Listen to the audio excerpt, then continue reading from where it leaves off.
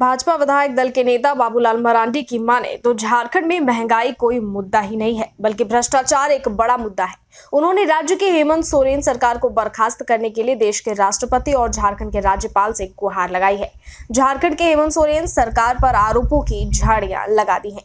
बोकारो के सेक्टर 4 में भारतीय जनता पार्टी पिछड़ा जाति मोर्चा के कार्यक्रम में शिरकत करने आए बाबूलाल मरांडी प्रेस कॉन्फ्रेंस कर यह बातें कही। उन्होंने कहा कि झारखंड राज्य के मुख्यमंत्री हेमंत सोरेन सरकार भ्रष्टाचार की हर सीमाएं लांघ चुका है। उन्हें तत्काल प्रभाव से गद्दी से उतारना जरूरी है। साथ ही साथ झारखंड मुक्ति मोर्चा, राजद और कांग्रेस गठबंधन की सरकार को बर्खास्त करने की भी आवश्यकता है।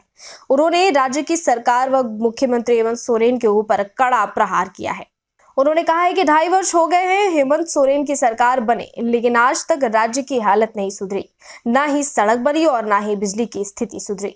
पीने के पानी की स्थिति में कोई सुधार न हो सका, यानी कि कोई विकास के कार्य में बढ़ोतरी नहीं हुई है। राज्य में कानूनी व्यवस्था पूरी तरह से बिगड़ गई है। चोरी, डकैती, अपहरण, हत्या, यहाँ तक कि बहु बेटियों की भी इज्जत सुरक्षित नहीं है।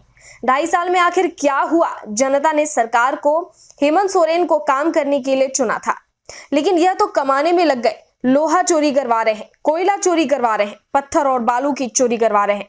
मुख्यमंत्री का कुनबा चोरी चमारी में लगा हुआ है। हालात यह हो गया है कि प्रवर्तन निदेशालय ने उद्योग सचिव रही पूजा सिंघल के आवास और उनके पति के अस्पताल के दफ्तर में उनके ठिकाने पर छापा मारा तो करोड़ों रुपए मिल गए। हेमंत सोरेन उसके बाद तिलमिला गए तो क्या क्या बोले।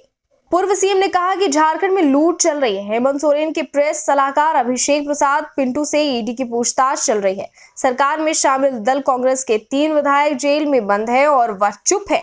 जो सरकार इतने करप्शन में डूबी हुई हो, काम नहीं करे तो उनको तो त्यागपत्र दे देना चाहिए।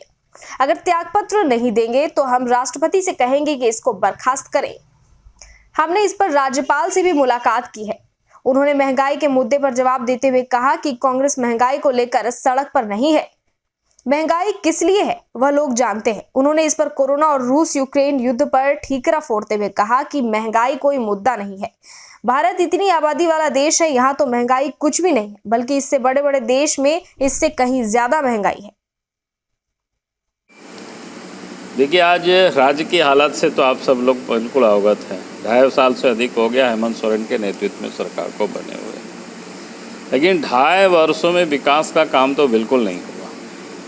ना सड़क बनी, ना बिजली सुधरा, ना पानी की स्थिति में कोई सुधार आया, यानी कोई काम कहीं कोई बढ़ोतरी नहीं हुआ। बल्कि राज्य में जो कानून व्यवस्था है पूरी तरह से बिगड़ गई। चोरी, डकैती, हत्या, अपहरण, यहाँ तक कि बहु बेटियों की भी इज्जत सुरक्षित नहीं रही। इस राज्य की ये कहानी। और इतना ही नहीं, इस राज्य में हुआ क्या? पूरे 2.5 साल आप कहेंगे क्या हुए?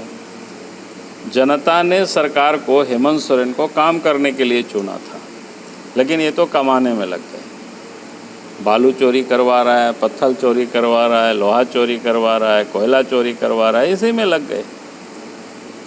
और अब हालत ये हो गई, आपने देखा कुछ दिन पहले ईडी ने एक सचिव के दफ्तर में छापा मारा उनके ठिकानों पर, तो करोड़ों रुपया मिला। जेल में अभी भी बंद है। हेमंत सोरेन उसके बाद बड़ा तिलमिला गए, क्या क्या बोला सबको पता है। तो ये जो राज्य में लूट चल रही है पूरे, आज भी हेमंत सोरेन के जो प्रेस सलाहकार है उनसे ईडी पूछताछ रोज कर रही है। उनके विधायक प्रतिनिधि जेल में, और हेमंत सोरेन चुप है। क्या मतलब है इसका? मतलब उनकी संलिप्तता बिल्कुल जग जाहिर है।